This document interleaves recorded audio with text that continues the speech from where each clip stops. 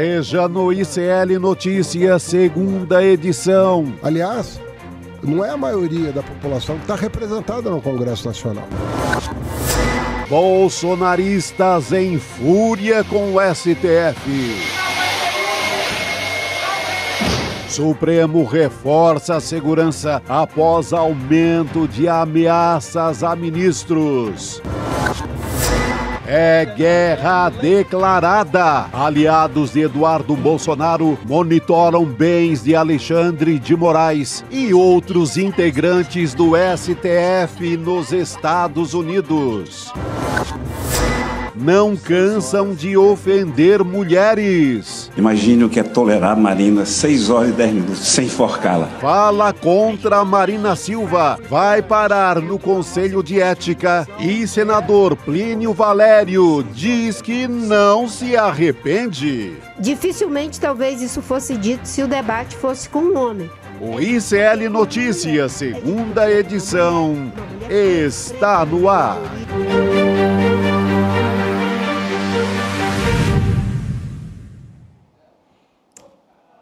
Olá, boa tarde. Seja muito bem-vindo, seja muito bem-vinda. ICL Notícias, segunda edição, está no ar. Estamos ao vivo nos canais do Instituto Conhecimento Liberta, Eduardo Moreira no YouTube, também no canal da Voz Trabalhadora. E boa tarde para você que nos assiste pela Pop TV no Rio Grande do Sul. Por enquanto, na mesa redonda, não tem ninguém sentado aqui comigo, porque Rodrigo Viana foi dar uma respirada, né, gente? Estava no ICL Urgente até agora.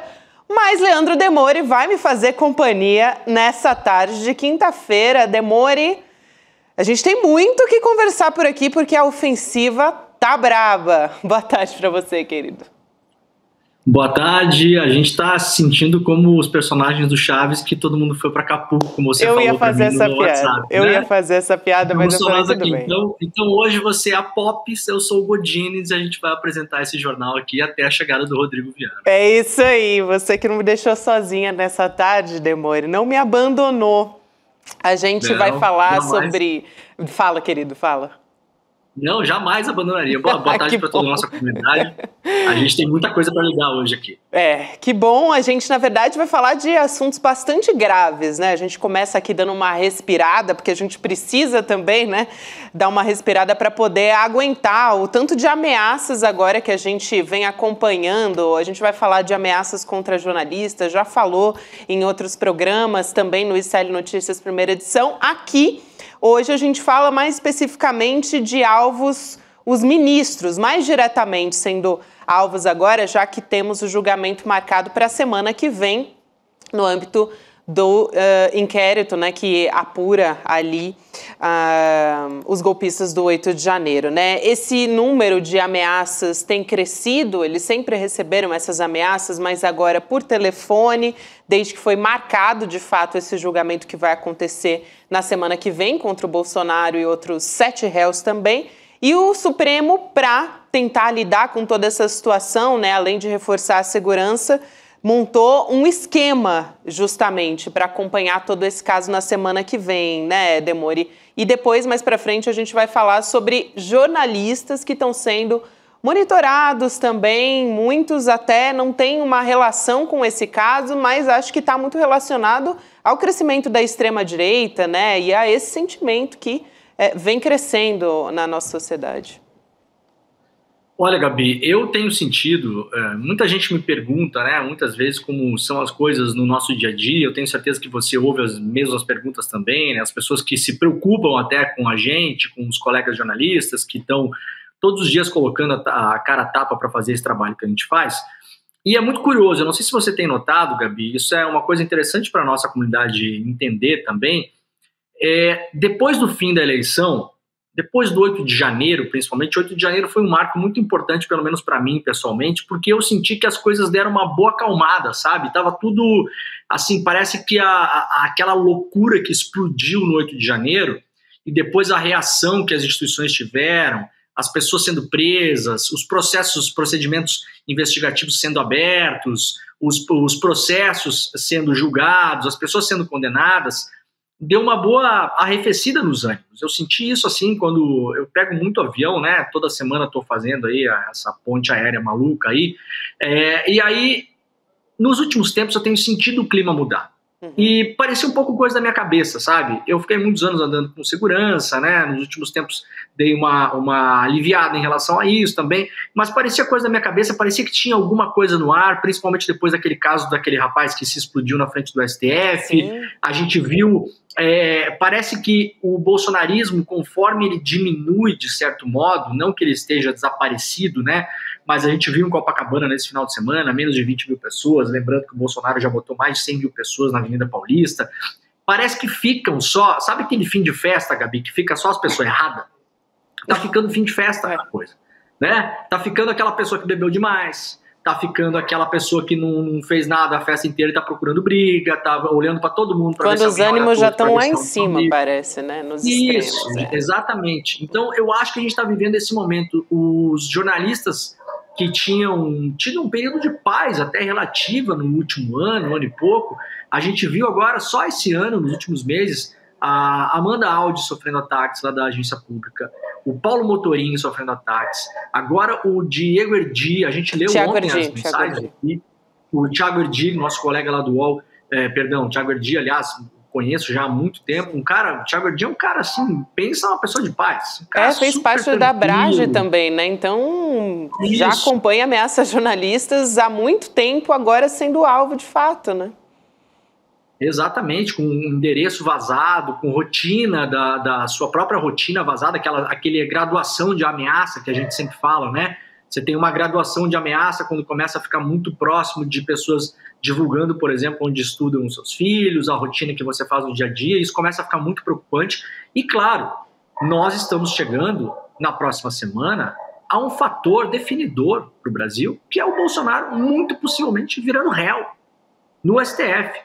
Então, a gente teve esse movimento do Eduardo Bolsonaro essa semana, ficará nos Estados Unidos. Falou, aliás, agora que só volta para o Brasil quando Alexandre de Moraes sair do STF. Acabou de dar essa declaração, né? Então, você veja, esses ânimos se exaltam de novo. O Brasil entra, infelizmente, num momento de tensão mais uma vez. A gente começa a ficar preocupado com colegas jornalistas mais uma vez. E, claro, os ministros vão tomar todos os cuidados aí nesse ano e no próximo, no mínimo, porque nós vimos o que essas pessoas são capazes de fazer, não só no 8 de janeiro, mas aquele rapaz que por incompetência ou imperícia, né, acabou não conseguindo o seu intento, que era entrar no Supremo Tribunal Federal e explodir uma bomba dentro do plenário, era a ideia do tio França, aquele, acabou se suicidando na frente do STF. Então, olha, a gente tem que abrir muito o olho, Gabi, porque as coisas vão ficar cada vez mais tensas daqui para frente. Com certeza, estão ficando, a gente está sentindo, né, Demori, não é uma coincidência, agora está ficando muito claro, porque até o Eduardo Bolsonaro está fazendo uma ofensiva muito forte, né, publicou o vídeo nessa semana nas redes, está articulando, tentando se aproximar ali dos deputados, dos parlamentares dos Estados Unidos, do próprio Donald Trump, do Elon Musk. Esse é o plano, né, do Eduardo Bolsonaro, da família Bolsonaro e da extrema-direita. Inclusive, deputados da base do Donald Trump lá no Congresso dos Estados Unidos enviaram uma carta para a Casa Branca pedindo que o governo dos Estados Unidos, olha só, gente, adote sanções contra o Alexandre de Moraes. Esse que você está vendo aí na sua tela é um trecho da carta desses deputados que eles enviaram para a Casa Branca e eu vou ler esse trechinho aqui. Então, abre aspas. O indiciamento do ex-presidente Jair Bolsonaro não tem a ver com justiça, mas sim com a eliminação da concorrência política por meio de lawfare judicial, assim como o presidente Trump foi alvo antes de fazer o maior retorno político da história. Tem também o deputado republicano Richie McCormick, que foi para as redes sociais, que é uma prática também da extrema-direita, né, para pedir apoio, para que mais congressistas assinem essa carta. Ali escreveu nas redes o fato de que o Eduardo Bolsonaro, que é o deputado mais votado lá do Brasil, filho do ex-presidente, tenha sido forçado a buscar exílio, demonstra alarmante deterioração da democracia, tal, enfim, adotando justamente esse discurso que vem sendo muito praticado aqui pela extrema-direita brasileira e muito capitaneado pelo Eduardo Bolsonaro, né, Demori? Eu acho muito preocupante que, de fato, a gente está vendo uma adesão, né, ainda que seja de parte desses parlamentares. A gente tem que lembrar algumas coisas, né, Gabi? Nos Estados Unidos também existe aí... Voltamos, tá tudo certo. Não caímos, não caímos, imagina. Tá. Nos Estados Unidos também existe aí Carla Zambelli, né? Nos Estados Unidos também tem Marcos Duval.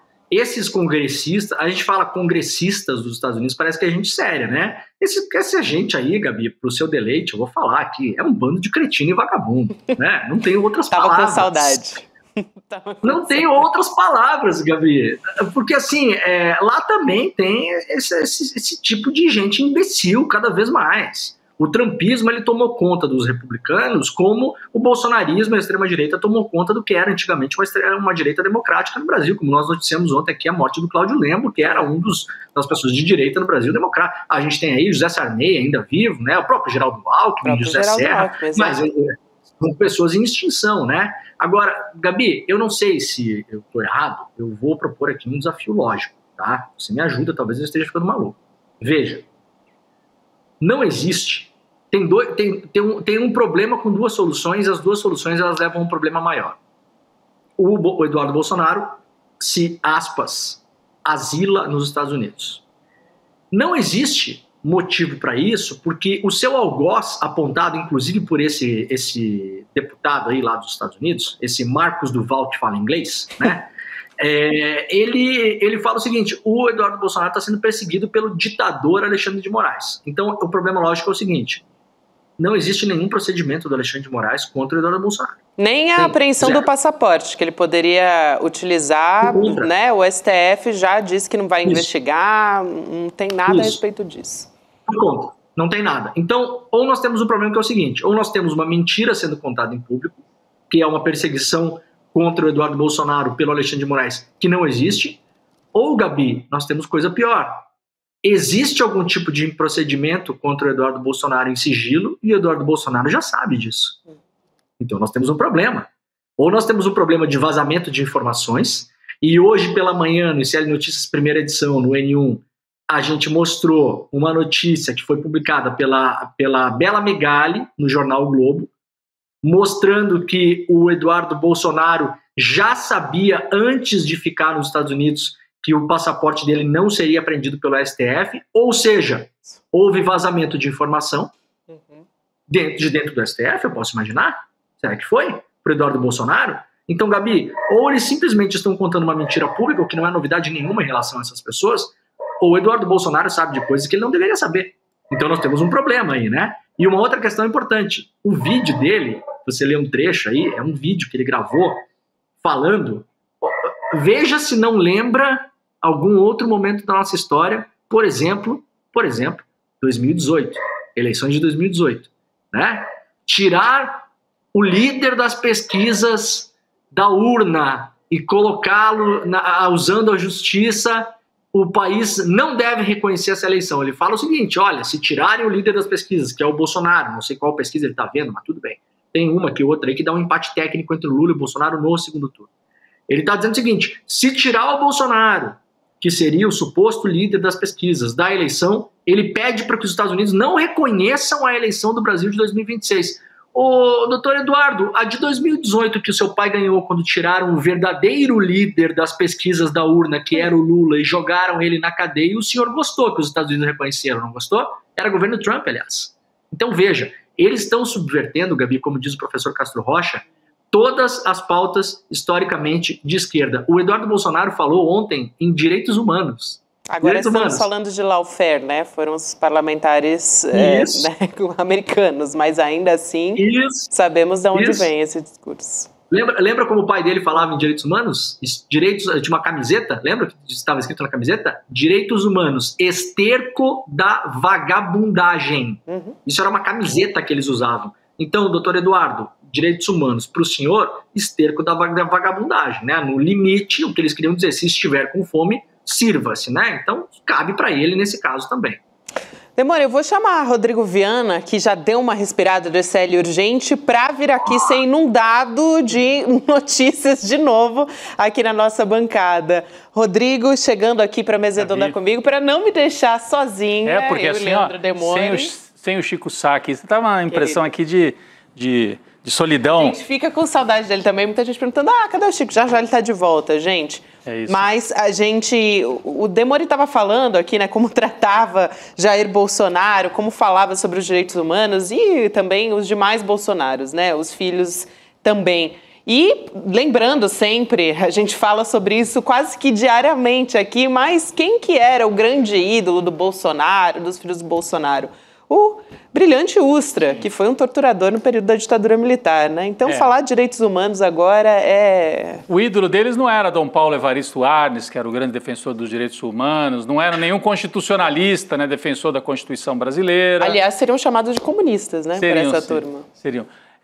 Mas sim o Brilhante Ustra, o torturador. E agora eles estão torturando a verdade, estão torturando os fatos. O Demori lembrou muito bem aqui. Quer dizer, o Eduardo Bolsonaro diz que não pode voltar. Mais do que isso, ele faz um deputado lá dos Estados Unidos fazer uma declaração, né? Ele faz com que esse deputado apresente uma declaração dizendo que, olha, veja só que absurdo, Eduardo Bolsonaro não pode voltar, o Brasil está aqui exilado nos Estados Unidos. Mentira! A gente sabe que a extrema-direita não lida com a verdade. Mas eles estão lidando, nesse caso, com um absurdo. Eduardo Bolsonaro não só ia voltar ao Brasil, como estava tudo preparado para ele ser o presidente da Comissão de Relações Exteriores. Já estava tudo acertado. O PL estava achando meio esquisito. O Valdemar estava achando que era melhor não. Mas se ele insistisse, ele poderia ser o presidente da Comissão de Relações Exteriores.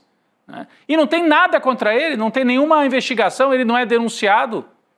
Ele não está sendo julgado. Que ditadura é essa, né? Que ditadura é essa? Aliás, eu pergunto mais uma vez para o Tarcísio de Freitas, governador de São Paulo. O senhor governa debaixo de uma ditadura judicial, eleitoral, botou o senhor como governador de São Paulo?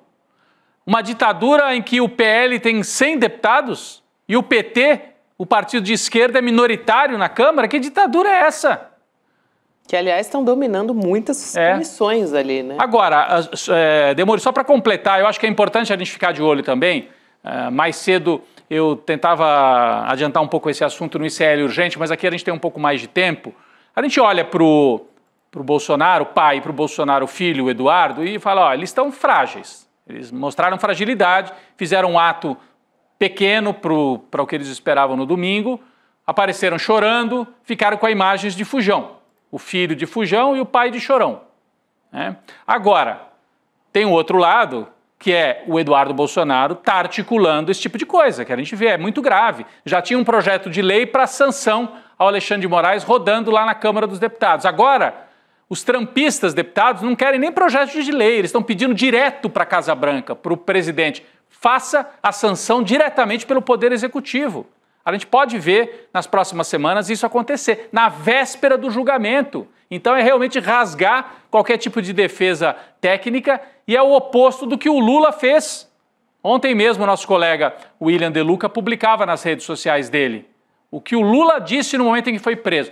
Eu vou cumprir, eu estou aqui no Brasil, a justiça brasileira é uma injustiça, mas eu vou cumprir e vou brigar para provar que eles estão errados. E reverteu por dentro das instituições. Dentro do devido processo legal. Dentro do processo legal, apesar de toda a perseguição que ele sofreu. É verdade que ele só conseguiu reverter porque apareceu uma tal de vaza-jato. Aí o Demori pode falar um pouquinho mais sobre isso, mas não é o caso de voltar nisso. Mas conseguiu. E fez a aposta e reverteu. O Bolsonaro já está apostando desde o começo em confronto, em intervenção estrangeira. Imagina se o Lula pedisse, não, a China, pelo amor de Deus, me ajuda aqui, eu estou sendo perseguido. Nunca fez isso. Então olha a bandalheira, o que é essa extrema-direita brasileira. É absurdo. Eu não sei se... Então, Rodrigo, sabe que uma coisa, só para complementar o que o Rodrigo falou, claro. a gente debateu sobre isso ontem aqui também, Gabi. Essa ofensiva, vejam, por que parece, né, Rodrigo, parecia maluquice que fosse acontecer alguma coisa em novembro do ano passado. E aí, já em janeiro desse ano, o Trump já assumiu, deu aí 20 e poucos dias, 30 dias, a gente já teve aquela movimentação do governo dos Estados Unidos contra o Brasil, né? Oficial, inclusive, falando do próprio ministro Alexandre de Moraes. A gente viu acontecer lá fora, por exemplo, o Trump bloquear com uma canetada os bens do promotor do Tribunal Penal Internacional, porque denunciou o Netanyahu, gente. Então, nos Estados Unidos, eu não sei se o cara tinha uma casa, um apartamento, o que era lá, o Trump deu uma canetada e bloqueou. Imagina se a gente fosse imaginar isso, Rodrigo, em todos os acordos que foram feitos internacionais do pós-guerra, isso não passaria nunca pela cabeça de nenhum presidente dos Estados Unidos. Por mais que eles sejam imperialistas, colonialistas, movimentem a sua máquina de guerra, há certas regras nessa dança, né, Rodrigo? Você que é um cara que é muito, muito ligado, muito especialista em política internacional, há certas regras nessa dança que os próprios senhores da guerra criaram que você não quebra, né? Então, você até apunhala alguém pelas costas, mas você vai lá e dança com a pessoa primeiro antes de apunhalá-la. Você não apunhala ela durante a dança, você apunhala depois. Você tem algumas regras que no mais, às vezes, são umas regras que só servem à hipocrisia, mas pelo menos, né, Rodrigo, até um pouco tempo atrás, elas deixavam o mundo mais ou menos previsível. Você sabia que aqueles passos não seriam dados. Na semana retrasada, com uma outra canetada, o Trump determinou que vários países do mundo, cidadãos de vários países do mundo, são persona não grata nos Estados Unidos. Hoje não podem mais pousar nos Estados Unidos, qualquer cidadão. E aí, claro, né, Gabi, você vai ver quais são os países, né? É Chad, é República do Congo, né? São países, obviamente, da periferia do sistema, não por conta dos seus modelos de democracia ou não democracia. A Arábia Saudita, obviamente, não está nesse jogo, que é um grande parceiro dos Estados Unidos. Claro, né? Então, há ditadores amigos e há ditadores que não são amigos. Então, não está longe da gente imaginar que até mesmo para bagunçar o julgamento, não se declare, por exemplo, os ministros do Supremo do Brasil persona não grata nos Estados Unidos, impossibilitados de pousar nos Estados Unidos. A notícia que nós tivemos hoje é que possivelmente aí uns amigos, ou sei lá eu quem, do Eduardo Bolsonaro, estão investigando. Veja a gravidade disso. Se ministros do Supremo Tribunal Federal Brasileiro têm bens ou aplicações nos Estados Unidos para eventuais sanções. Então, é essa guerra que a gente vai jogar. E só para complementar, ontem a gente deu notícia também, Rodrigo, sobre a questão do Valdemar da Costa Neto, que circulou pela imprensa que ele teria impedido o Eduardo Bolsonaro de assumir a Comissão de Relações Internacionais aí da Câmara. Sim. Mas veja, quem assumiu foi o Felipe Barros, que é uma cabeça de ponte do Eduardo Bolsonaro, né? Então nós temos agora uma cabeça de ponte desse golpe vindo de fora nos Estados Unidos e a outra cabeça de ponte direta aqui no Brasil. Qual a importância dessa comissão? Eles podem começar a fazer reuniões públicas e chamar, por exemplo, esses malucos que vieram no ano passado para o Brasil, aquele jornalista do Twitter Files, o Michael Schellenberger, aquele jornalista português para dar depoimento. Eles podem bagunçar a Câmara esse ano. Sim, né? sim. O Demore, a gente mostrou um pouquinho mais cedo no ICL Urgente. O PL abriu mão da Comissão de Constituição e Justiça, porque o PL, como maior partido, faz a primeira escolha. Né? É essa a regra lá na Câmara. Então, o PL tem direito de fazer a primeira escolha. Normalmente, você escolhe a Comissão de Constituição e Justiça, Gabi, que é a mais importante. Todos os projetos têm que passar por lá, seja de que área for. Dessa vez, o PL fez a escolha de Comissão de Relações Exteriores. Abriu mão de Constituição e Justiça. Porque, nesse momento, é mais estratégico. Mais estratégico para eles. Para você ver o tamanho, assim, a importância que o bolsonarismo e que o PL junto estão dando para essa articulação que vem de fora para dentro. É muito grave. Encabeçada pelo Eduardo. Pelo Eduardo, isso mesmo. Ele pode ser fujão, chorão, mas ele está articulado com a direita que está no poder nos Estados Unidos. Não vamos subestimar o inimigo, o adversário da democracia no Brasil. Ele tem força. Exato. E a gente viu aí agora o trecho dessa carta, né? Ainda que seja, como a gente já colocou aqui, parte de alguns parlamentares da extrema-direita lá dos Estados Unidos. Até algumas pessoas aqui do chat comentando. Quem é que faz frente a esses parlamentares, né, republicanos lá nos Estados Unidos? Porque aqui, a gente até já conversou com o Elo uma vez sobre isso, né? Que teve um parlamentar democrata uma vez que se levantou... Isso foi durante o discurso do Trump, né? Exatamente. Mas a maioria deles ficou ali, levantou uma placa, mas foram minoria dos democratas que fizeram isso, né? E a gente vive uma situação aqui no nosso Congresso que a gente tem parlamentares progressistas que se levantam contra a situação, mas também estão em minoria, né? Vamos ver até onde o Trump leva isso, né? Seria da maior gravidade. O Demore já mostrou aí que o Trump rasgou qualquer razoabilidade que a gente esperava do governo dos Estados Unidos ao fazer essa sanção para um membro de uma corte internacional, inclusive, né, que estava sancionando o Netanyahu.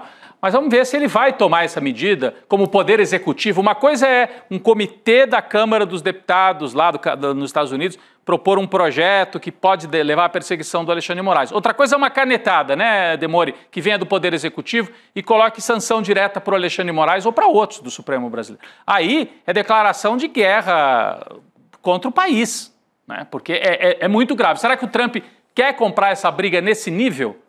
Vamos aguardar, porque às vezes é barulho. Vamos ver até onde eles vão. Semana que vem, o Bolsonaro vira réu, né? Então nós estamos assim, o tempo histórico, o tempo da política, às vezes se acelera, e nós estamos nesse momento. Ele está se acelerando, porque tem um julgamento para começar semana que vem, não é por outro motivo, né? Eu queria, Demori, antes de você nos deixar, mas eu queria repetir contigo a história do Alan dos Santos também, que é um articulador da extrema-direita que está nos Estados Unidos, né? É um foragido da justiça brasileira. Inclusive, o Alexandre de Moraes, aqui explicando essa história que envolve o Alan dos Santos, né? Mas o Alexandre de Moraes, ele mais uma vez, né, ele mandou a Meta e o X colaborarem, né, ele cobrou dados, o Alexandre de Moraes, do Alan dos Santos, porque ele tem contas nessas redes sociais. Então, o Moraes ele deu 10 dias para essas empresas passarem para a Polícia Federal todas essas informações dessas contas que estão sendo usadas pelo blogueiro ali da extrema-direita, bolsonarista, e tem uma multa também que pode ser aplicada, que é de R$100 mil por dia, se não for cumprido essa medida, né? Se não for cumprida essa medida determinada pelo Alexandre de Moraes. E aí o ministro ele atende nesse caso, vamos dizer assim, a um pedido da Polícia Federal em investigações sobre fake news contra a jornalista Juliana Dalpiva, né? Que é aqui do ICL Notícias. E é interessante essa história também, porque o Alan dos Santos, ele já continua criando novas contas nas redes sociais há muito tempo. Continua também com o blog dele, enfim, articulando, e ele vai criando, mesmo depois, né, do bloqueio, da determinação do bloqueio pelo Supremo Tribunal Federal, ele continua criando novas contas e, enfim, né, tem aquele site dele que ele continua publicando. A extrema-direita, mesmo assim, não é o único, até já aconteceu no passado de várias contas ter uma determinação do Supremo de serem bloqueadas, e ainda assim eles continuam dando um jeito de burlar, vamos dizer assim, a lei, né? Ele está postando hoje, eu estava olhando aqui, justamente que eu estava aqui olhando para baixo, era isso. Porque outro dia um colega jornalista me mandou, ele falou, você viu que o Alan dos Santos continua postando? No Brasil, né? E, não é com VPN, porque VPN é aquela forma de burlar. Qualquer um, eu não tenho VPN, então eu estou vendo o Alan dos Santos aqui no X, no Brasil. Então, o X está simplesmente desconhecendo a determinação do Alexandre de Moraes, né, Demori?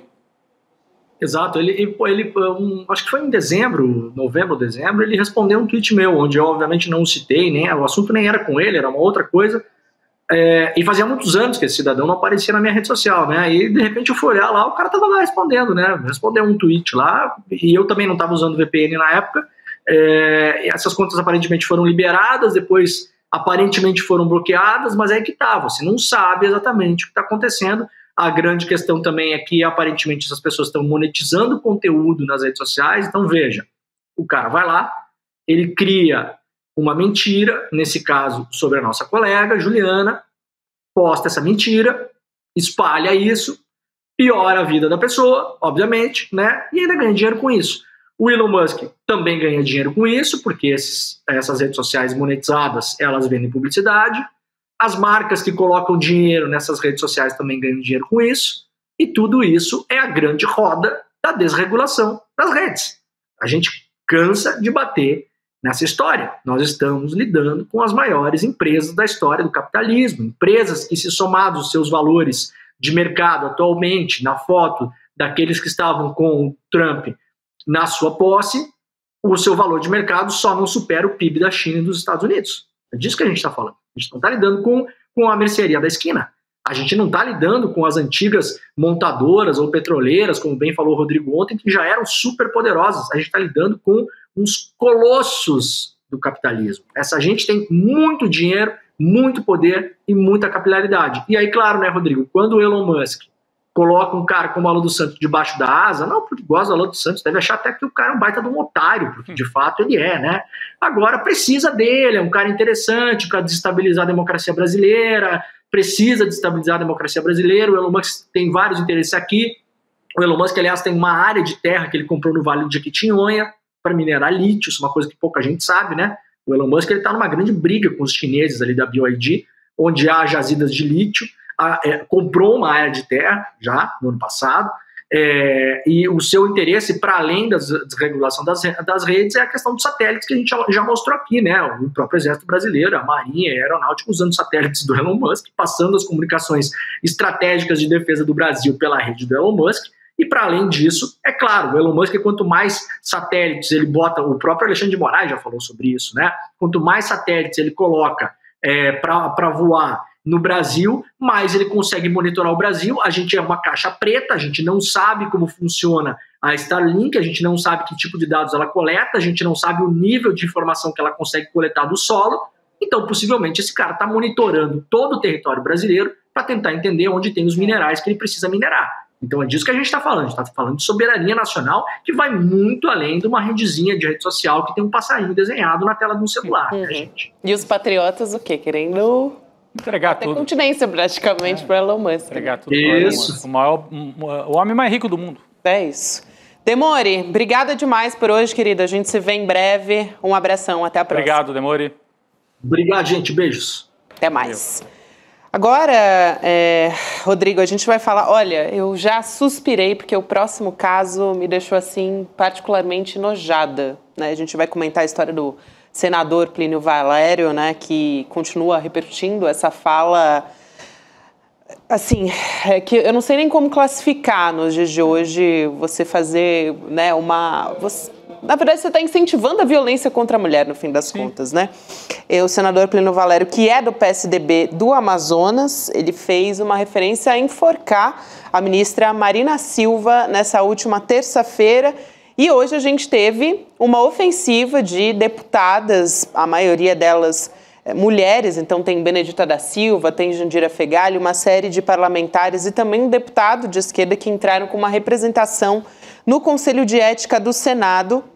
A gente vai dar uma olhada mais uma vez, infelizmente, nessa fala que é absurda, abjeta, e a gente volta a falar sobre esse assunto com a Cristina Serra. Vamos lá.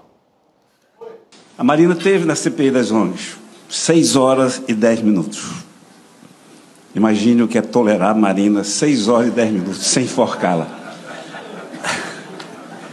A minha mulher que está ali, a Ana, mandava mensagem o tempo todo, né? Instigando, jogando gasolina. E no final ela me disse, se você tivesse 10% da paciência que teve com a Marina, a gente nunca brigava. Cris, é até difícil dar boa noite para você, né, com essa fala que transforma uma divergência política numa incitação à violência contra a mulher, né? Vamos lá, Gabi, Rodrigo, assunto da maior gravidade. Esse caso ilustra tanta coisa. Eu vou começar, antes de falar do aspecto que envolve a ministra Marina Silva, eu quero fazer uma pequena observação. Esse senador absolutamente irrelevante, é uma figura desprezível, medíocre e irrelevante como parlamentar, né? É do PSDB. Vejam no que se transformou o PSDB, abrigando esse nível de parlamentar. Agora vamos ao caso da Marina. Por que tanta agressividade contra a Marina?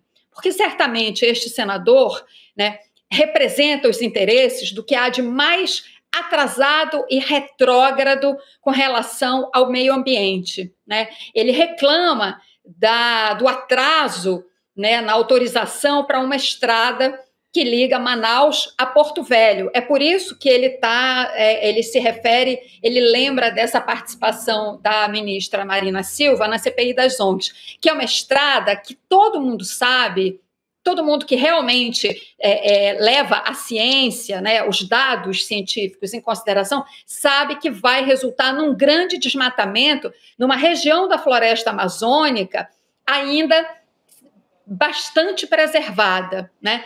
Então, por isso, essa truculência dele contra a ministra Marina Silva, que vai muito além, Gabi e Rodrigo, de uma quebra de decoro parlamentar. Claro, esse é o instrumento ao alcance das deputadas e do deputado que entraram com a representação no Conselho de Ética, mas é muito mais, a gente sabe que é muito mais do que uma quebra de decoro parlamentar, é uma incitação à violência que não pode, de fato, ser tolerada. Eu espero, até acho que esse número é muito pouco, de apenas 9 deputados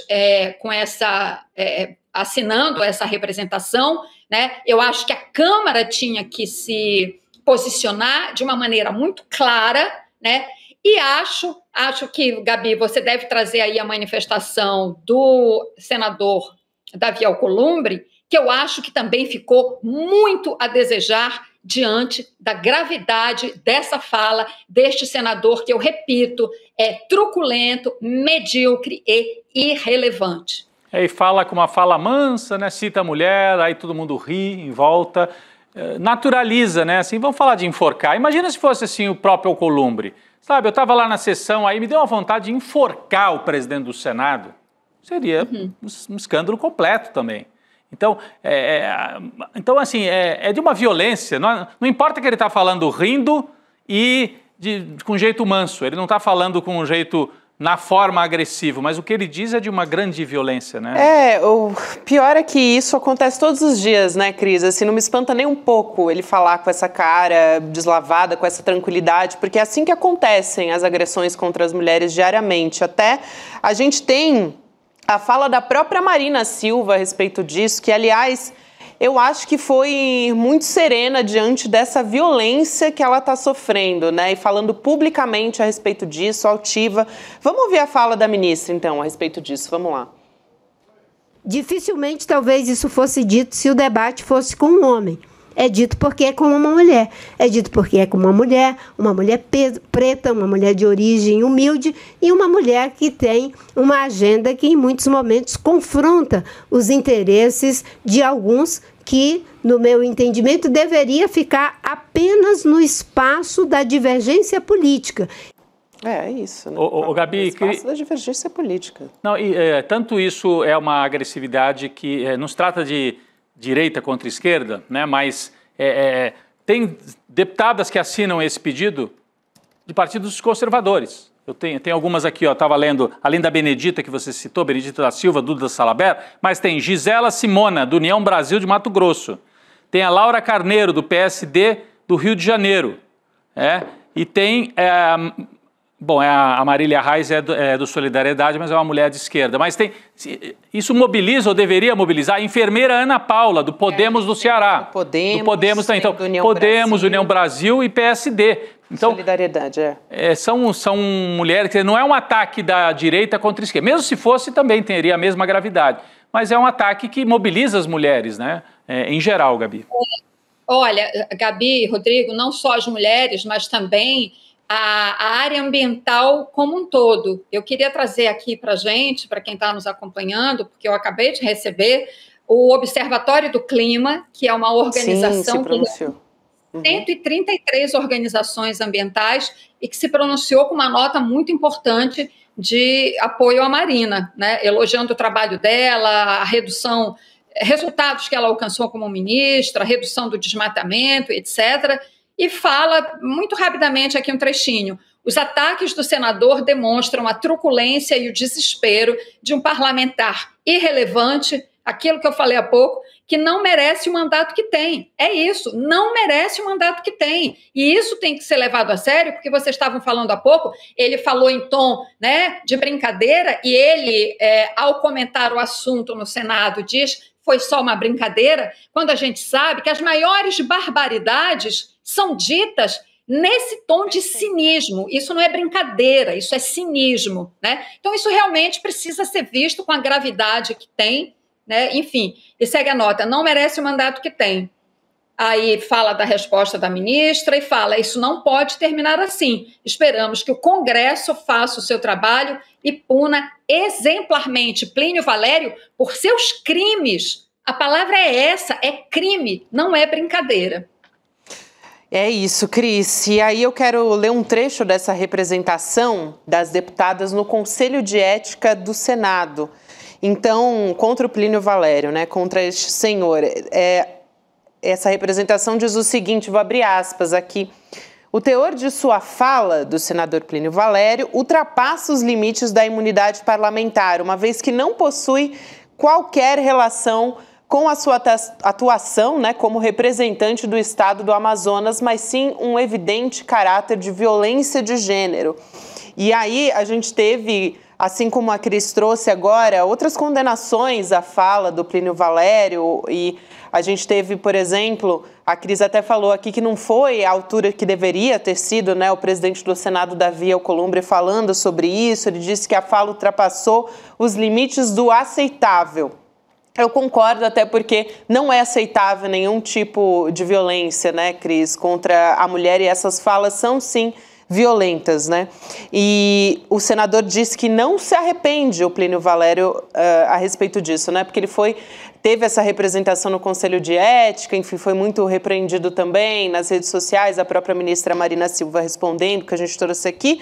Mas vamos ver o que ele disse no plenário do Senado, o Plínio Valério, né, o senador. Eu disse isso rindo, eu ri, todo mundo riu, a gente brincou, era isso que a gente estava comentando aqui, né, que ele estava rindo. Estão fazendo uma tempestade em copo d'água, foi uma brincadeira. Se você me perguntar, faria de novo? Não, mas se eu me arrependo? Não. Então, Cris, eu acho que quando você faz essa sua fala, você foi muito certeira, né, porque ele não se arrepende. E ele não se arrepende porque não vai acontecer nada, infelizmente. Ô, Gabi, posso lembrar de um episódio de alguém que falou alguma coisa rindo e os outros também riram na sequência? O Bolsonaro, quando foi no Clube Hebraica, lá no Rio de Janeiro, e fez o que ele achava que era uma piada, mas era uma ofensa contra a comunidade afrodescendente brasileira. Disse que os quilombolas, que ele pesava em arroba, que não serviam nem para... Enfim, eu não vou nem lembrar, eu não vou citar o resto da fala dele, porque é uma fala ofensiva. Mas sabe o que aconteceu nesse momento? As pessoas que estavam ali riram. E o Bolsonaro riu.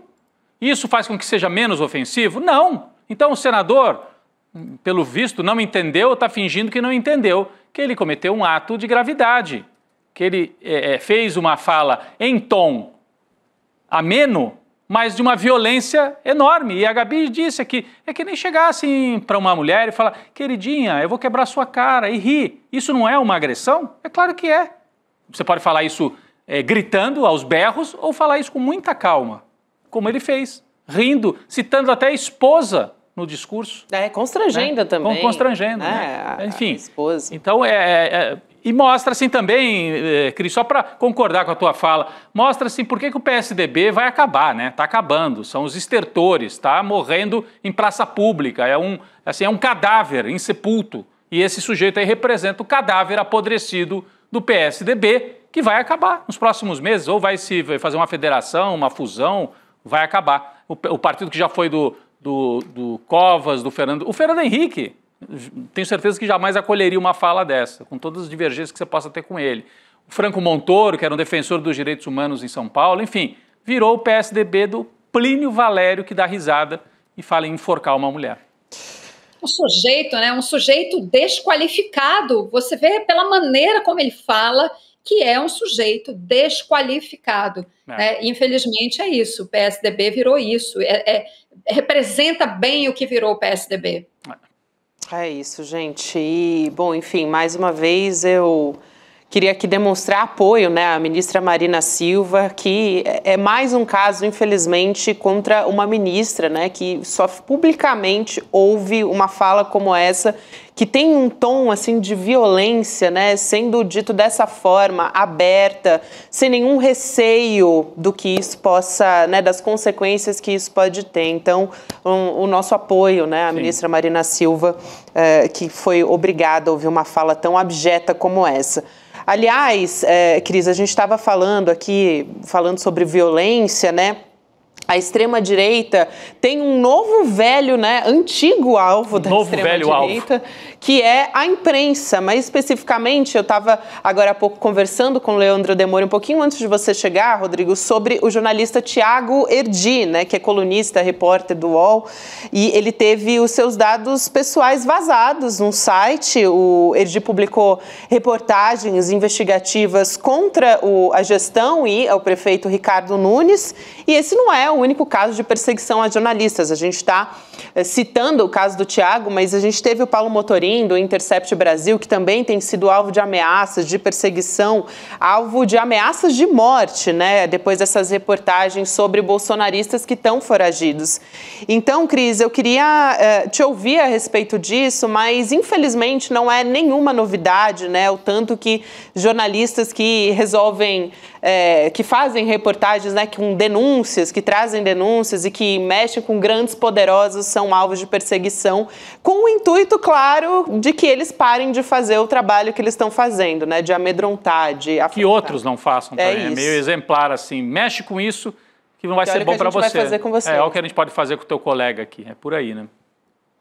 Sim, o efeito é exatamente esse, né? É a intimidação generalizada, né? Você intimida os jornalistas em geral, né? Que vão, certamente, muitos, né, vão pensar 2 vezes antes de fazer certas reportagens, mexer com certos interesses. Isso acontece, claro, sobretudo porque, no caso, esse caso agora que você mencionou, do Tiago, mexe com a família, né?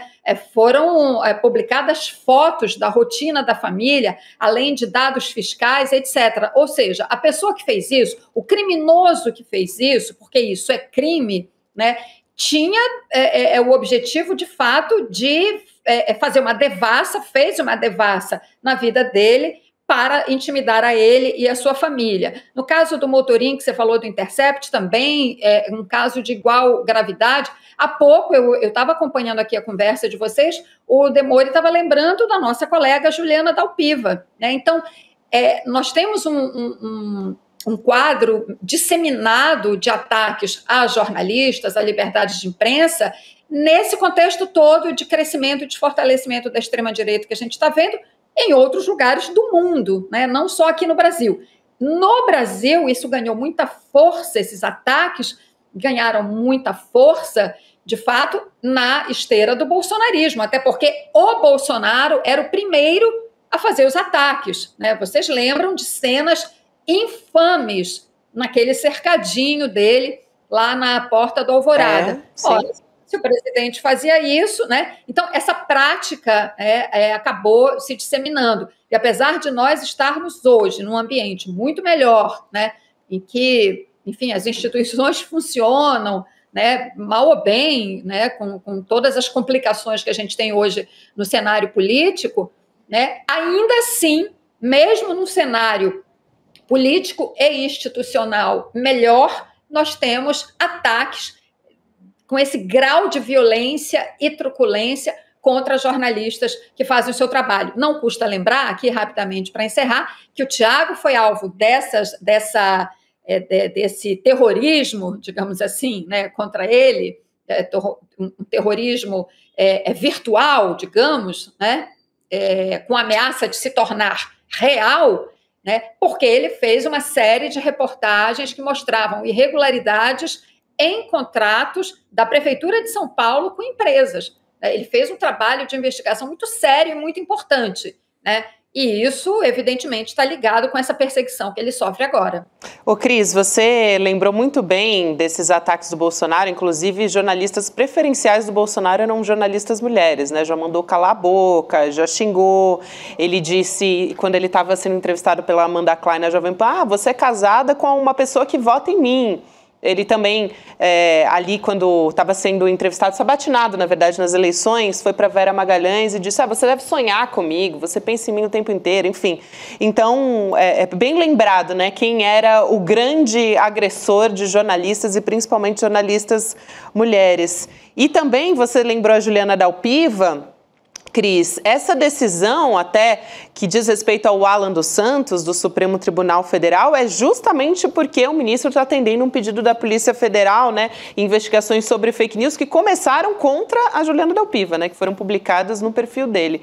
Então a gente já acompanha há muito tempo esses ataques reiterados, né, e que só devem, infelizmente, só devem crescer, né, à medida que está ali incomodando pessoas, né, poderosas. Para quem não acompanhou o ICL Notícias segunda edição e tal, o outro caso que nós citamos rapidamente aqui, né, nós estamos falando do Thiago Erdi do UOL, e citamos rapidamente o caso do Paulo Motorim do Intercept. O caso do Paulo Motorim do Intercept, só para retomar rapidinho, porque acho que a Cris Serra não estava ontem com a gente aqui quando tocamos nesse assunto. Ele foi até a Argentina e localizou bolsonaristas investigados, em alguns casos condenados por atuação no 8 de janeiro.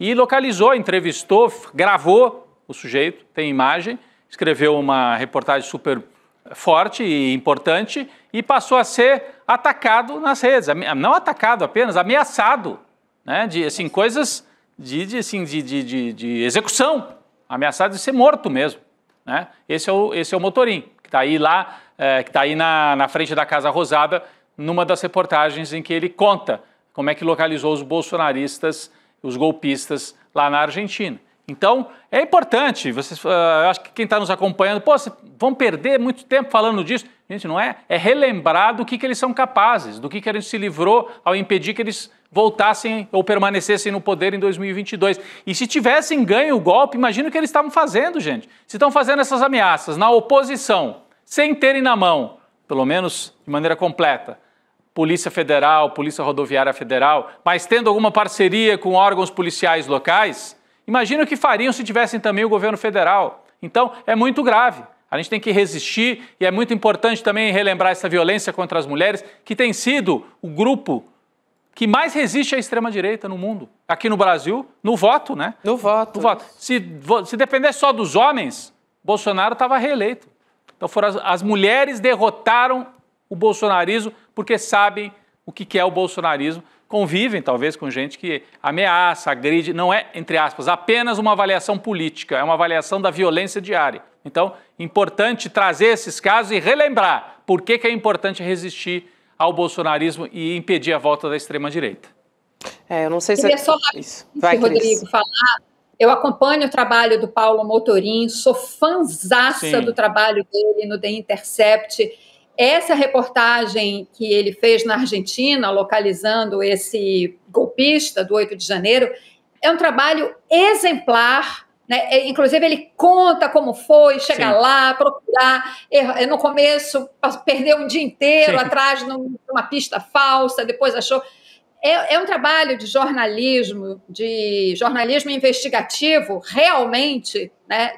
Uma investigação feita pelo jornalista e não apenas publicar o que a polícia ou o que o Ministério Público investigam, é um trabalho exemplar. E a gente precisa, sim, falar disso aqui. Não existe democracia, não existe sociedade livre sem jornalismo de qualidade. Não essa liberdade de expressão para atacar e para ofender as pessoas, como a extrema-direita vive fazendo. Nós estamos falando de outra coisa. Liberdade de imprensa para trazer os fatos, para fazer jornalismo de qualidade, que é o que esses dois colegas nossos, aliás, 3, que nós mencionamos aqui com a Juliana, fazem. E que dão muito orgulho a todos nós. É isso, e que muito interessa esses bolsonaristas que não falem, né? A gente até lembrou aqui, Rodrigo, outro dia a gente estava conversando sobre como o Guilherme Amado também foi atacado quando chamou a atenção para algo que aparentemente era óbvio, né? Mas o Eduardo Bolsonaro estava nos Estados Unidos ali recebendo como parlamentar para ficar lá, tentando contatar, né, parlamentares da extrema-direita, Elon Musk, Trump, o entorno desses trumpistas, né, enfim, da extrema-direita dos Estados Unidos, enquanto estava recebendo por isso, e depois passou a ser alvo, claro, do Eduardo Bolsonaro e dos bolsonaristas por causa disso. Então tá aí, né, a importância do jornalismo continuar sendo bem feito.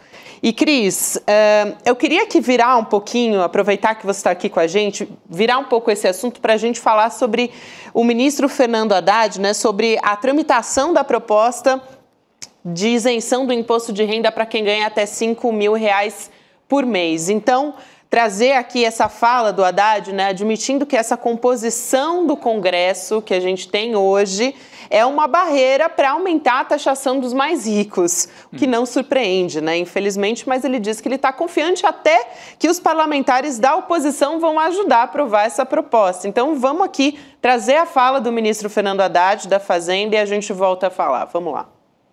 Tem super ricos no Congresso Nacional. Não tem só parlamentar com mandato popular, né? Aliás, não é a maioria da população que está representada no Congresso Nacional. Porque se você for pegar a quantidade de pessoas que ganham até 5 salários mínimos no Brasil e verificar quantas pessoas que têm uma renda baixa estão representadas no Congresso, você vai ver que é uma enorme desproporção. Agora, tem gente no Congresso Nacional que tem mandato popular. Quer dizer, ele foi eleito por pessoas que têm uma perspectiva de um país mais justo. Agora, os super ricos também estão representados no Congresso. Aliás, estão super representados no Congresso. Agora, tem muita gente que tem renda que concorda com a justiça social. Não é porque a pessoa tem renda que ela vai deixar de votar num projeto justo.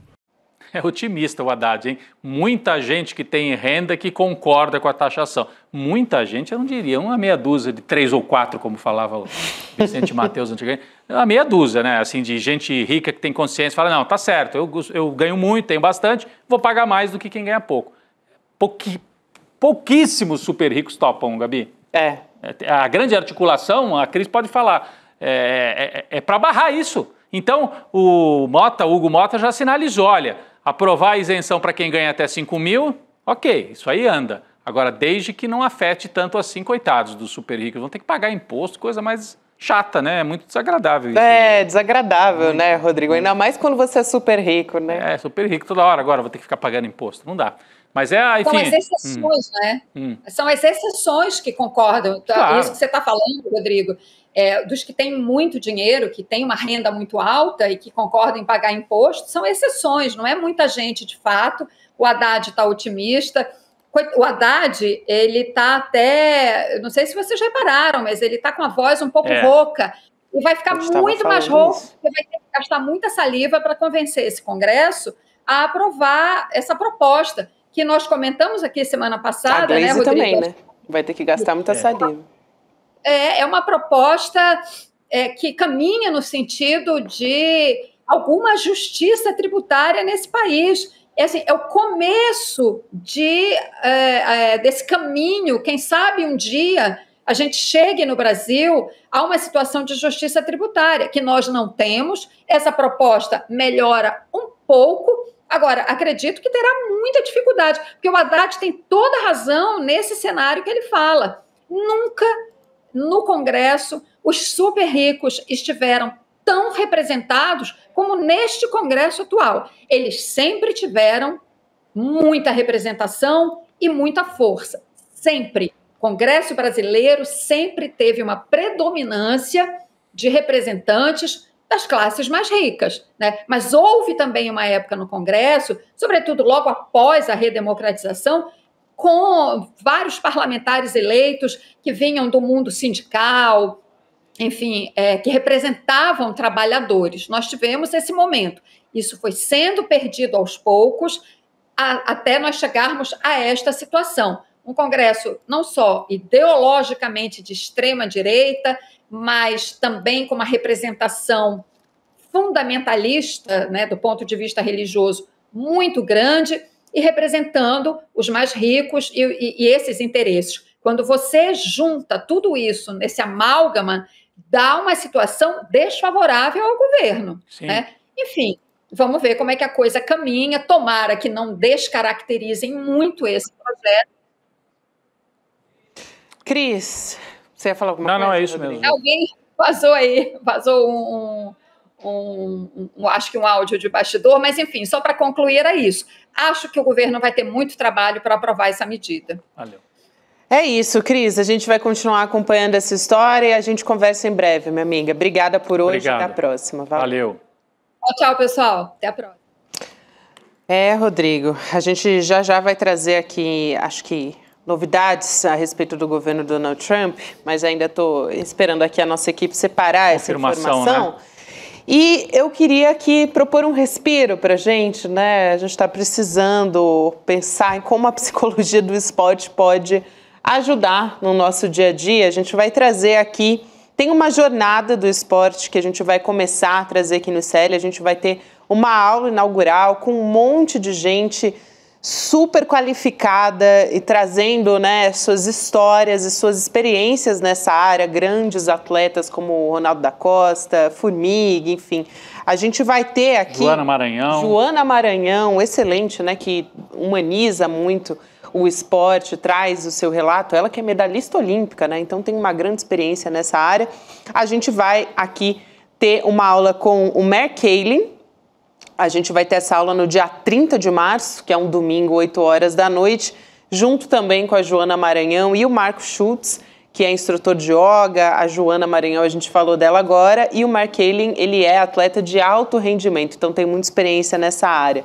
A gente vai trazer essa aula no dia 30 e você pode tirar 2 segundinhos aí, né, Rodrigo, do seu tempo para se inscrever em icln2.com.br. Ou pelo QR Code na tela, que está aí na sua tela. Muita gente acompanha pela televisão, né, em casa. Na minha casa, às vezes eu assisto pela televisão também. Então você pode colocar ali o seu celular no QR Code, escreve o seu e-mail e aí chega o aviso. É hoje a aula sobre esporte, superação, psicologia. Não é só o esporte como a performance esportiva. Isso também é interessante, né? Mas é superação e as barreiras psicológicas que você precisa vencer. E aí serve mesmo para quem não é esportista, para quem não...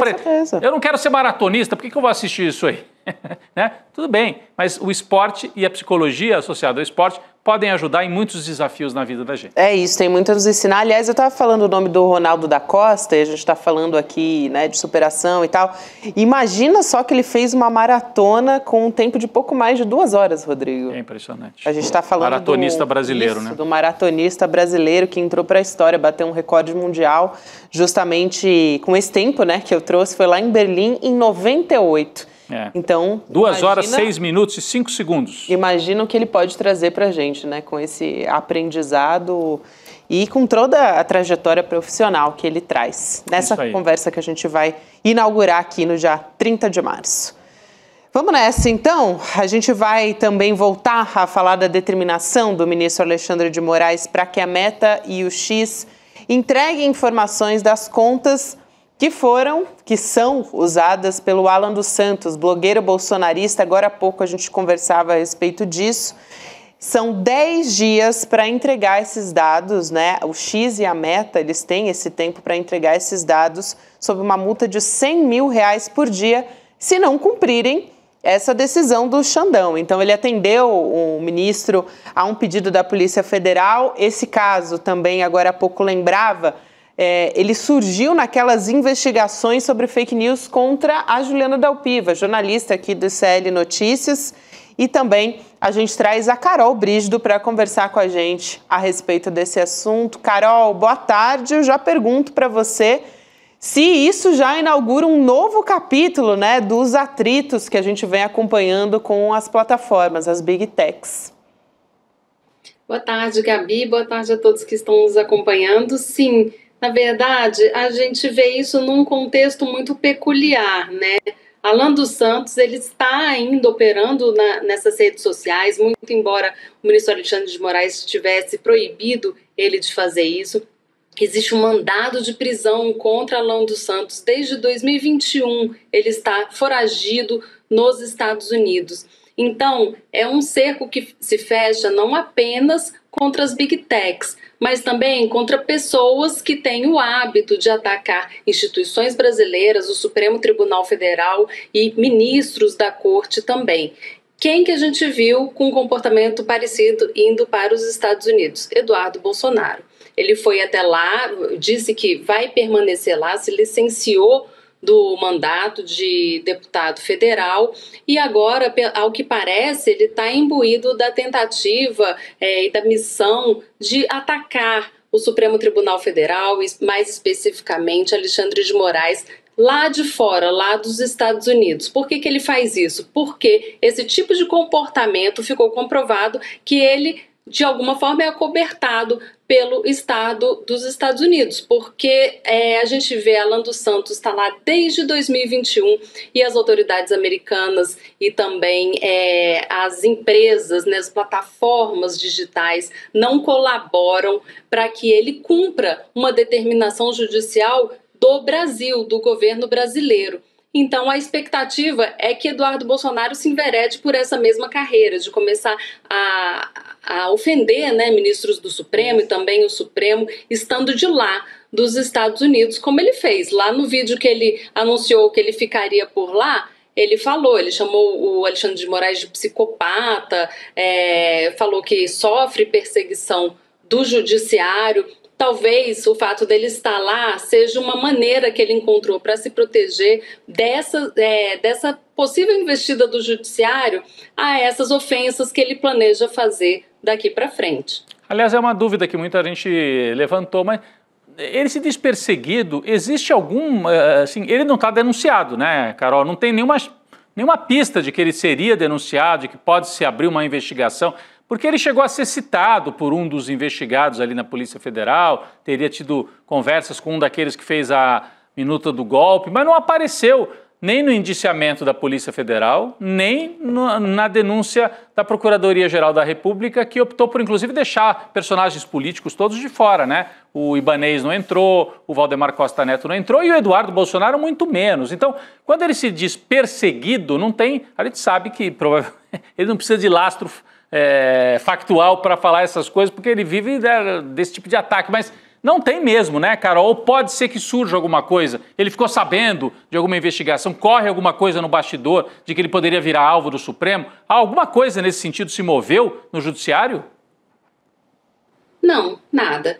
Impressionante é isso, né, que não tem nenhuma denúncia contra ele passou longe dessa denúncia da trama golpista, não existe mais nenhum outro inquérito tramitando dentro do STF contra Eduardo Bolsonaro, não existe risco de prisão, porque no dia que ele anunciou que ele ia ficar nos Estados Unidos, o Procurador-Geral da República emitiu um parecer para o Supremo Tribunal Federal dizendo que não se opunha ao na verdade não recomendava o confisco do passaporte, que era uma medida que o PT tinha pedido para o Supremo Tribunal Federal. E aí Alexandre de Moraes, diante desse parecer, diz que tudo bem, que não vai confiscar o passaporte de Eduardo Bolsonaro. Ora, se o Procurador-Geral da República está dizendo que não tem problema nenhum ele ficar com o passaporte, é porque não existe investigação, nem mesmo em fase que ainda não chegou no Supremo, em fase inicial. Porque se houvesse alguma coisa muito grave contra ele, ou algum risco de emissão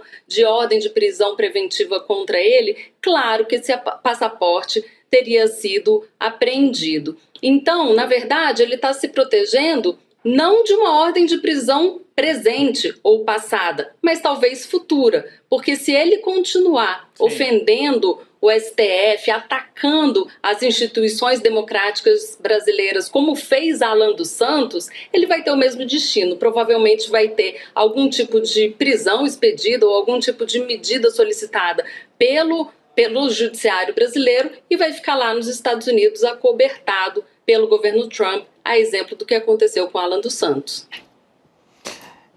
Eu acho que vale a pena a gente trazer aqui também, para comentar, né? A gente está falando dessas ações articuladas contra o Supremo e que o Eduardo Bolsonaro está fazendo essa campanha contra o próprio Supremo Tribunal Federal, principalmente contra a figura do ministro Alexandre de Moraes. A gente mostrava aqui mais cedo que os parlamentares da base, né? Alguns parlamentares da base republicana do Donald Trump mandaram uma carta para a Casa Branca pedindo sanções contra o Alexandre de Moraes. Então veja onde isso está chegando, né? A gente tem uma nota da Letícia Casado aqui do portal UOL dizendo que aliados do Eduardo Bolsonaro estariam levantando informações sobre bens dos ministros do Supremo nos Estados Unidos. Carol, como é que isso tem repercutido no Supremo Tribunal Federal, visto que eles estão reforçando a segurança na semana que vem, eles têm recebido mais ameaças de morte, até por telefone, e ameaças de maneira geral por conta do julgamento que vai ser no dia 25, né, do 8 de janeiro. Exato. Eu vejo duas frentes diferentes. Na verdade, mapear bens de ministros do Supremo Tribunal Federal por si só não é uma prática criminosa. Agora, o que você vai fazer com esses dados? É claro que é uma história a se apurar. Então, existe um alerta ligado, sim, em relação a isso. Agora, para além disso, aumentou demais o número de ameaças ao Supremo Tribunal Federal e aos ministros do tribunal nessas últimas semanas por conta da proximidade do julgamento da denúncia. São ameaças que chegam por telefone e lá no Supremo Tribunal Federal eu perguntei à equipe de segurança, também à equipe de comunicação, que tipo de informação que a gente poderia dar em relação a isso. E a ordem é que não se dê muitos detalhes, até porque se a gente vê, né, que quando esses detalhes são muito propagados, eles podem de alguma forma incentivar pessoas que estejam com a mesma ideia a fazer o mesmo. Mas tem muitas ligações chegando ao Supremo, muitos e-mails também com conteúdo de ameaça. Como que o Supremo está se precavendo em relação a isso? O Supremo está reforçando a segurança do prédio até o fim desses julgamentos dessa denúncia, com mais pessoal. Tem também um reforço da Polícia Militar do Distrito Federal, instalação de mais equipamentos de segurança e cerca também, né, que tem em volta do Supremo Tribunal Federal. Então, assim, eles estão tomando todo o cuidado. Também existe uma preocupação em relação a ataques cibernéticos. Então, assim, existe uma política ali de segurança que está sendo reforçada em parceria com a Secretaria de Segurança Pública aqui do Distrito Federal. A intenção é antever que tipo de coisa ruim pode acontecer ao longo desses julgamentos. A gente viu, né, muito recentemente, uma pessoa se explodiu com bombas na Praça dos Três Poderes, ali na frente do tribunal. Então, eles não querem que aconteça algo parecido com isso, especialmente nesse momento em que essas denúncias estão sendo julgadas. E, é claro, esse tema ele ferve com o ânimo das pessoas que são adeptas, que são aliadas e que são simpatizantes do presidente Jair Bolsonaro e da gestão anterior do Brasil. É uma curiosidade que eu tenho, eu não sei se a Carol vai ter essa resposta aqui. O Jair Bolsonaro tem, e outros, né, acusados, tem que comparecer, ou pode comparecer, vamos dizer, tem essa primeira decisão lá na primeira turma. O réu tem que estar ali? Ou possível réu, né, ou é só advogado? Eu não sei bem como é que é isso. Se ele é obrigado, ou se ele pode, se quiser, se um deles pode ir lá aparecer e ficar sentado na primeira fila lá, como é que funciona isso? Imagino que seja caso a caso, não sei se tem uma regra específica, Carol, mas fico com essa curiosidade, se ele vai pessoalmente em algum momento estar nas sessões do Supremo Tribunal Federal, né? Não é obrigatório. Se quiser, pode, porque o plenário está lá aberto para quem quiser visitar, para quem quiser acompanhar o julgamento presencialmente, pode se cadastrar ali na portaria do Supremo, entrar e, se tiver lugar disponível, pode se sentar na sessão e assistir ao julgamento. Então, o réu pode fazer isso como uma pessoa comum que vai lá assistir. Mas é engraçado que as pessoas falam assim, sentou no banco dos réus. Não existe um banco dos réus no STF, gente. Isso é uma maneira... Uma força de expressão total, né? Não, é porque eu fico me lembrando... Exato, é só uma força de expressão. Mas aí, assim, se a pessoa quiser ir, vai. Mas não é comum ir, não. Nos julgamentos de ação penal que tem no Supremo, de denúncia, não é comum que o réu compareça, os advogados que vão para fazer a sustentação oral e acompanhar o debate entre os ministros. É que eu fico me lembrando do caso da Lava Jato, o presidente Lula, eu sei que é outra coisa, era a primeira instância, Justiça Federal em Curitiba, mas o Lula foi para a oitiva, né, para o momento em que ele ia ser interrogado ali pelo juiz Moro. E aí houve toda aquela mobilização, os apoiadores estavam na praça, em frente ao prédio da Justiça Federal, porque como você falou de segurança, e é algo para ser levado muito a sério, porque alguém já se explodiu na frente do Supremo, aliás, o prédio foi invadido pelos golpistas em janeiro de 2023, então é para levar a sério esse tipo de coisa, né? Mas eu fico imaginando se pode ser que aconteça alguma mobilização no dia que o Bolsonaro for, por exemplo, se é que ele vai, né? Se em algum momento pode ser que ele vá a alguma destas sessões.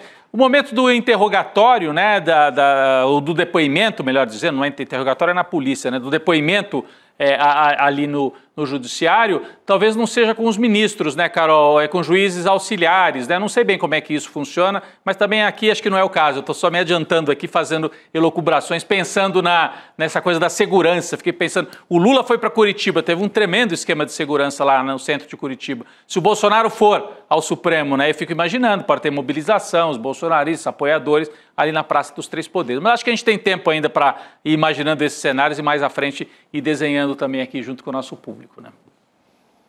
Olha, não tem nenhuma previsão de que ele compareça ao Supremo Tribunal Federal.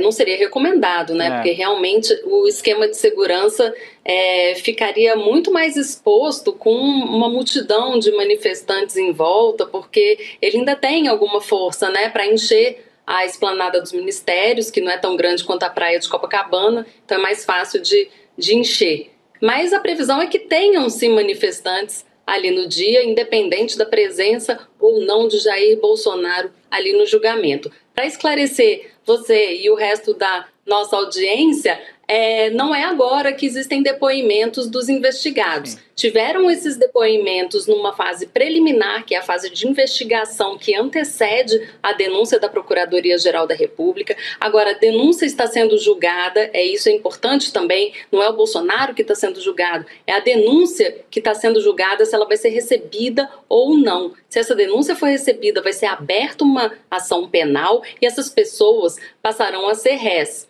E aí, nessa nova fase investigativa é que vão ter mais depoimentos, vão ter elaboração de novas provas, a defesa vai ter a chance de se pronunciar, o Ministério Público também vai precisar comprovar tudo aquilo que ela elencou na denúncia, todas as acusações elencadas contra essas pessoas investigadas. Agora, se essa denúncia não for recebida por algum motivo, aí o caso é encerrado e não existe mais investigação. Essa é a possibilidade menos possível, digamos assim, praticamente nula. O que deve acontecer é que essa denúncia seja recebida pela unanimidade dos 5 ministros da primeira turma, pelo menos é isso que se espera, é isso que a gente vê ali nos bastidores do STF.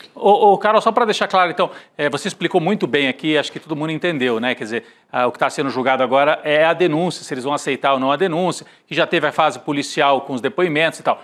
O Jair Bolsonaro e também o general Heleno e outros, Braga Neto, o almirante Garnier, na fase, depois que virem réus, né, aí começa a instrução toda, aliás, a fase final, né, do julgamento. Nessa fase, eles pessoalmente prestam depoimento também perante o Supremo Tribunal Federal? Sim, os acusados prestam depoimento ao longo da tramitação da ação penal e também as testemunhas indicadas pelos acusados e as testemunhas indicadas pelo Ministério Público Federal, que é o autor da denúncia. Então, depois de toda essa instrução, é que o Supremo Tribunal Federal, a primeira turma, vai se reunir novamente para julgar, aí sim, os réus, se eles são culpados ou não desses crimes que eles foram acusados. Existe a possibilidade de acusação, de condenação de todos por todos os crimes e também tem uma forma de condenação parcial. Por exemplo, cada um deles respondem a 5 crimes. Então, pode ser condenado por 1 ou 2 crimes. E aí, depois dessa condenação, se houver condenação, aí o Supremo passa para uma outra fase de julgamento, que se chama dosimetria, que é quando os ministros vão estabelecer qual a pena que cada um vai cumprir pelos crimes aos quais forem condenados, se houver condenação. Então, e aí depois disso os réus ainda têm direito a apresentar recurso contra essa eventual condenação, então ainda tem muita água para rolar. A denúncia é só o início de uma ação penal, esse julgamento que a gente vai ver na semana que vem. Depois vai ter muita coisa ainda para a gente explicar e comentar por aqui. Carol, e o advogado do Jair Bolsonaro, né, o Paulo Cunha Bueno, tem um novo capítulo nessa história, mas que me parece uma argumentação muito parecida com o que ele já tinha feito quando ele se pronunciou, né? Ele disse que protocolou na OAB uma ação para garantir as prerrogativas do direito de defesa. Então, explicar essa história aí, porque eu achei tão parecida, quero te ouvir sobre isso também. Mas ele diz, o advogado do Bolsonaro, que ele, Bolsonaro, não tem acesso, não estaria tendo acesso ao que ele chama de totalidade dos elementos obtidos na investigação. Não foi a mesma argumentação, ou praticamente a mesma argumentação, né, que a defesa do Bolsonaro apresentou ali quando teve esse tempo de apresentar a defesa prévia, né? Não teve acesso à totalidade, já argumentou isso algumas vezes, já falou na imprensa sobre isso. Faz sentido isso, cara? Agora eles estão reclamando na OAB, né? Na OAB agora, exatamente. É isso, Gabi, é igualzinho, só que é diferente, porque antes eles reclamaram para o STF e agora eles estão reclamando para a OAB. Mas a reclamação é a mesma. Então, assim, eu procurei a OAB hoje e perguntei o que pode acontecer, né? Como que a OAB pode intervir nisso? Na verdade, o Conselho Federal da Ordem dos Advogados do Brasil vai analisar essa reclamação que foi apresentada pela defesa de Bolsonaro, vai ver se faz algum sentido, vai ver se é pertinente. No caso de ser pertinente, a OAB pode peticionar o STF, pedir uma audiência para o Alexandre de Moraes, né, ou então entrar com uma petição no sistema do STF pedindo para que essas garantias que eventualmente tenham sido omitidas, tenham sido suprimidas da defesa de Bolsonaro, que elas sejam cumpridas efetivamente pelo STF. Na verdade, é um mesmo pedido que a OAB entraria, só que agora como instituição, Ordem dos Advogados do Brasil, e não apenas como um advogado isolado de um dos investigados. Ganha mais força institucionalmente, mas a chance de ganhar é zero, porque o argumento é o mesmo, o fato é o mesmo. Alexandre de Moraes não vai analisar de uma forma diferente a depender de quem fizer o questionamento, porque o questionamento continua sendo o mesmo e a resposta deve ser a mesma. Alexandre de Moraes já disse que esses dados, essas mídias estão todos disponibilizados para os advogados já há bastante tempo e que não há o que se reclamar em relação a isso. Me parece que é uma pressão, né, Rodrigo? E mais uma vez não deixa de ser uma ironia, né, Gabi? Além do Eduardo Bolsonaro falar em direitos humanos lá nos Estados Unidos, e a gente aqui no começo do programa lembrou o discurso que a família Bolsonaro sempre teve em relação aos direitos humanos, eles apelarem para a OAB também não deixa de ser uma grande ironia, já que o Bolsonaro, eu queria só lembrar, o Felipe Santa Cruz, né, foi o antigo presidente, foi um dos anteriores aqui da OAB, e ele é filho de desaparecido político. O pai dele foi morto e foi torturado e morto pela ditadura militar. E o Bolsonaro chegou a ironizar isso, o fato do pai dele ter sido morto, né? Ofendeu pessoalmente a família. O Bolsonaro chegou a dizer que quem procura osso é cachorro em relação às pessoas que, né, lutavam para localizar os desaparecidos políticos, e o Felipe Santa Cruz foi pessoalmente agredido pelo Bolsonaro em relação a isso. E a OAB sempre foi um organismo de atuação contra a ditadura, lembrando que a linha dura, a extrema-direita militar, mandou bomba, explodiu bomba na OAB, porque não queria a transição para a democracia, atingiu uma secretária da OAB, né, no final dos anos 70, começo dos anos 80. Então, não deixa de ser uma ironia que agora a família Bolsonaro esteja recorrendo à OAB, ao discurso de direitos humanos, para tentar achar um caminho para se defender, já que parece que o caminho jurídico está difícil.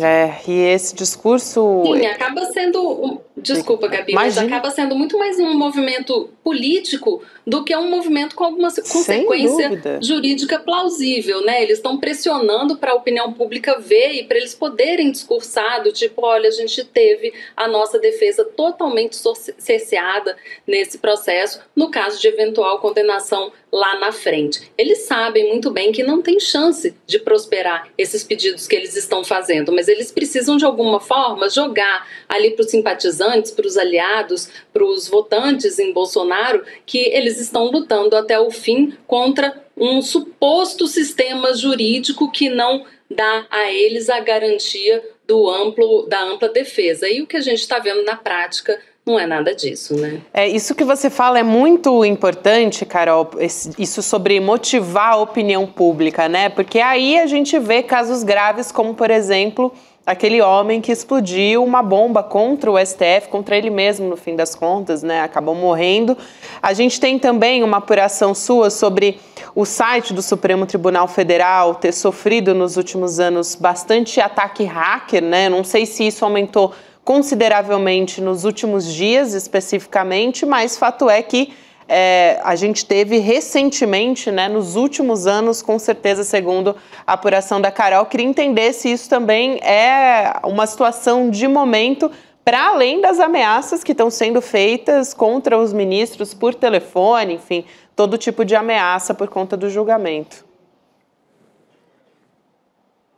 Não estou ouvindo a Carol. Federal agora é que, sim. Desde 2018, quando Bolsonaro era candidato a presidente da República e que começou a atacar mais o STF, incentivar com que esses ataques fossem feitos pelos seus seguidores também, a gente vê que no Supremo houve uma melhora ali na segurança, teve um acréscimo de equipe de segurança, também de equipamentos, porque esses ataques são crescentes, não só pessoais, não só de gente se explodindo na Praça dos Três Poderes, mas também esses ataques hackers ao site do STF. Normalmente esses ataques são feitos da seguinte forma: eles simulam com robôs, eles que eu digo os hackers, né? Simulam milhares de acessos simultâneos ao site do STF com o intuito de derrubar a página do STF. No ano passado, essa página ficou 10 minutos fora do ar por conta desses ataques hackers, mas eles não conseguiram entrar no sistema, pegar os dados e de alguma forma manipular os dados que estão no site do STF. Nesse ano, esses ataques aumentaram bastante e nesse mês especificamente aumentaram mais ainda, e dentro do STF a avaliação é de que o motivo do aumento desses ataques é justamente a proximidade desse julgamento da denúncia pela trama golpista.